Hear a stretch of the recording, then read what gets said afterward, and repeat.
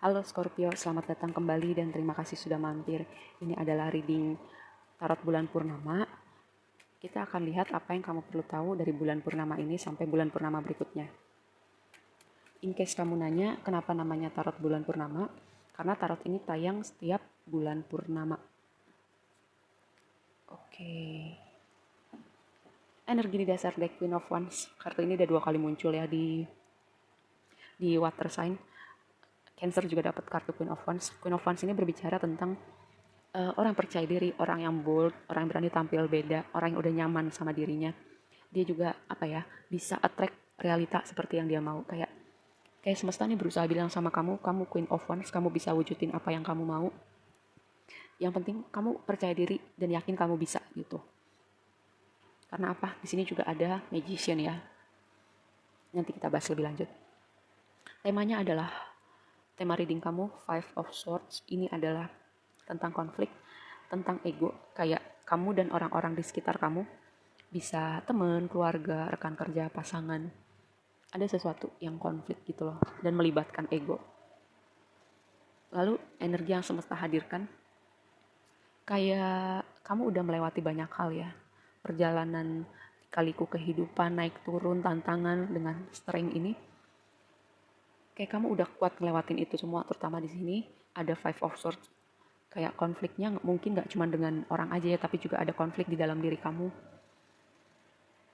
Dan gini, kenapa semesta hadirkan energi seperti ini di reading kali ini ya?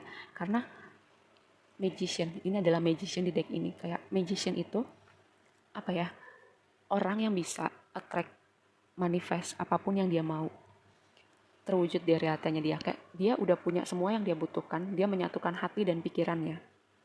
Kayak ada satu penulis yang bilang ketika hati sama pikiran kita match gitu, kita bisa memindahkan gunung. Kayak sekuat itu kekuatan dari pikiran dan hati kita ketika udah align.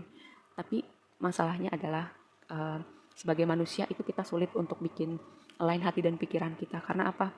Banyak banyak kondisi di luar realita kita sehingga kita fokus pada apapun yang ada di luar diri kita. Padahal sebenarnya kita punya power untuk kebentuk realitas seperti yang kita mau. Ya, gimana kita mengarahkan fokus hati dan pikiran kita untuk mewujudkan realitas seperti yang kita mau ya. Karena apa? Aku melihat ada progres dari reading kamu dari aku mulai channel ini ya. Bahwa kamu sedang berprogres menuju realitas seperti yang kamu mau. Semakin kamu bisa mensinkronkan antar hati dan pikiran kamu dan fokus pada hal yang kamu mau tuju, bukan kepada tantangan-tantangan yang muncul dalam realita kamu, semakin kamu dekat menuju goals kamu. Apa yang mungkin kamu tidak lihat atau lolos dari pandangan kamu, karena bisa jadi ini ada di alam bawah sadar kamu adalah Seven of Swords. Mungkin dengan Seven of Swords ini kayak ada sesuatu yang tricky, atau kamu perlu lihat lebih lanjut di sekeliling kamu atau orang-orang di sekitar kamu. Ini juga berbicara tentang lari dari kenyataan. Apakah kamu lari dari kenyataan? Dan Seven of Swords juga berbicara tentang zona nyaman ya. Zona nyaman karena apa? Kalau di kartu yang klasik itu dia membawa cuma 5 pedang, dia ninggalin 2 pedang. Kenapa dia cuma bawa 5? Padahal dia udah berada di angka 7 loh. Kenapa dia bertahan hanya membawa 5? Dia sudah melewatin perjalanan dari 5 ke 7, tapi dia tetap bertahan dengan kapasitas 5 gitu. Kayak berarti cuma bermain aman kan. Aku melihat Seven of Swords seperti itu ya. Apa yang mau terwujud di realita kamu? Page of Swords. Pertama, kartu ini berbicara tentang komunikasi. Bisa juga berbicara kayak tentang pesan di udara ya, komunikasi di udara. Kayak email, kayak sosmed, atau uh, chat, bisa juga. Lalu semesta mau menghadirkan suatu realita baru. Dan kamu beradaptasi lagi, belajar lagi, melihat lagi situasinya, supaya kamu menyesuaikan diri dalam situasi yang baru ini. Karena apa? Manifestasi kamu atau realita yang kamu mau tuju sedang dalam perjalanan ya. Queen of Wands, Magician, ini 2 kartu yang berbicara tentang manifestasi. Oke, kita bahas lebih lanjut. Sorry, lompat.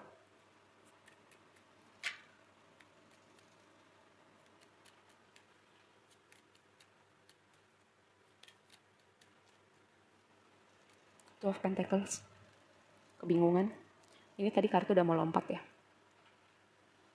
dia muncul lagi.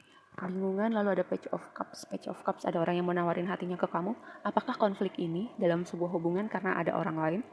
Soalnya kamu bingung. Atau orang yang udah datang atau mau datang ke hidup kamu ini mungkin berkonflik dengan orang-orang di sekitar kamu, teman kamu, kakak adik kamu, atau orang tua kamu.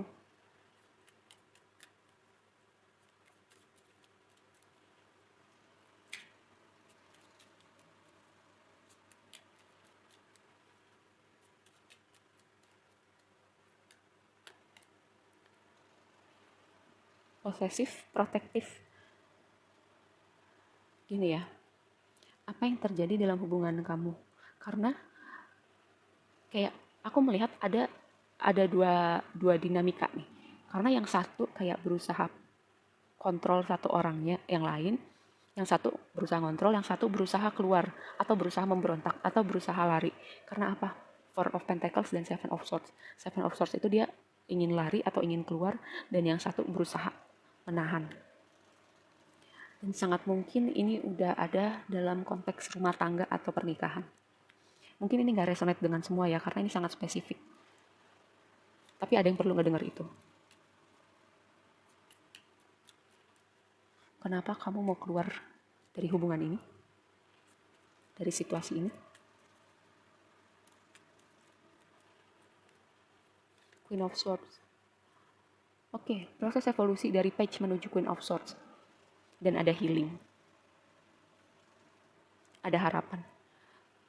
Mungkin situasi yang sangat berat ini, konflik ini, atau apapun ya, tantangan-tantangan kehidupan yang muncul, terutama dalam konteks hubungan romantis yang bikin kamu kehilangan harapan, kehilangan optimisme kamu, sama keajaiban gitu, sama hal-hal baik lagi di hidup kamu gitu, kayak kamu udah gak punya harapan lagi, atau optimisme lagi, tapi kayak semesta menghadirkan sesuatu yang akan memulihkan itu, dan bikin kamu kayak bisa optimis lagi sama hidup, bisa berpikiran positif lagi, bisa semangat lagi.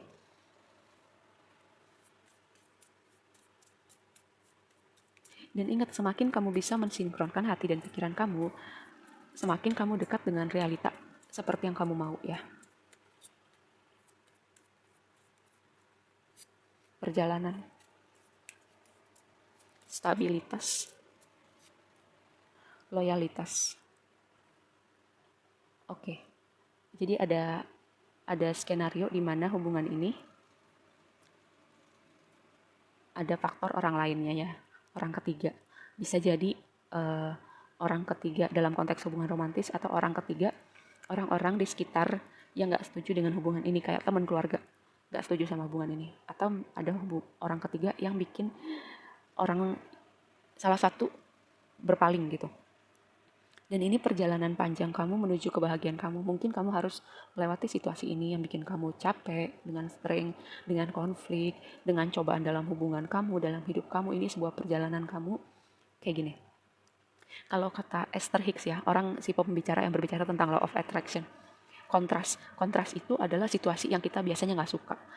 Adanya kontras itu untuk bikin kita tahu situasi yang kita suka atau situasi yang kita mau. Oke, sekarang kita ketemu, misal contoh ya, kita ketemu ada orang ketiga dalam hubungan ini.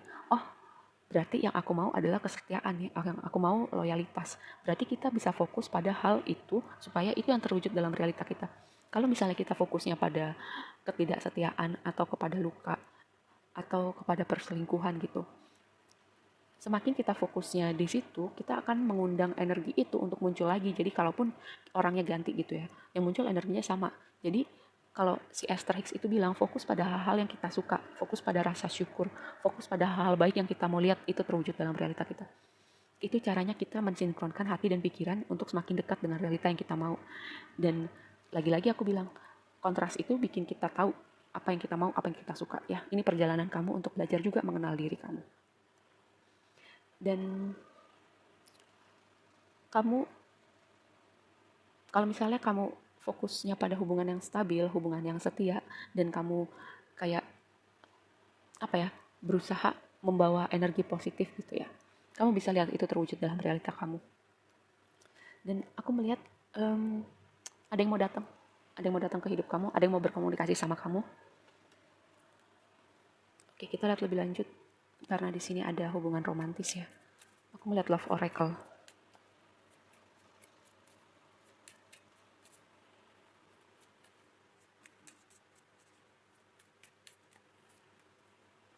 Oke.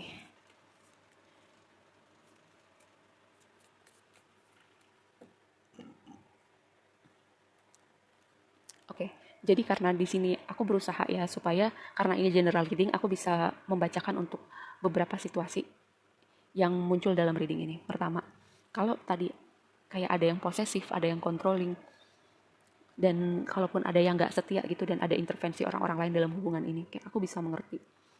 Bisa jadi ini twin flame ya atau karmik apapun itulah. Tapi ini twin flame yang muncul.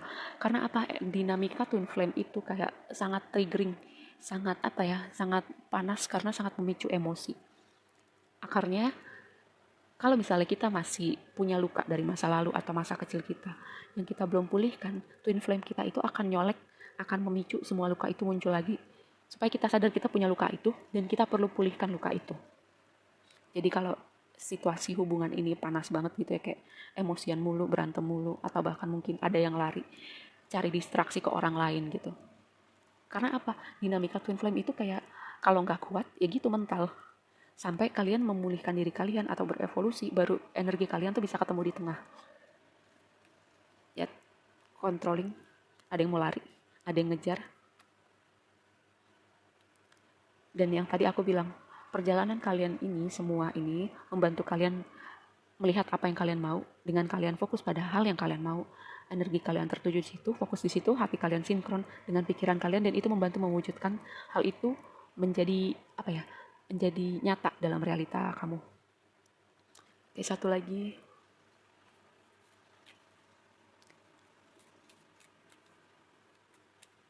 Karena apa? Kalian sedang dalam perjalanan menuju ke situ. Dan apa ya? Semakin kalian bisa sinkronkan hati dan pikiran dan fokus pada hal yang kalian mau, semakin kalian cepat menuju ke situ. Lihat energi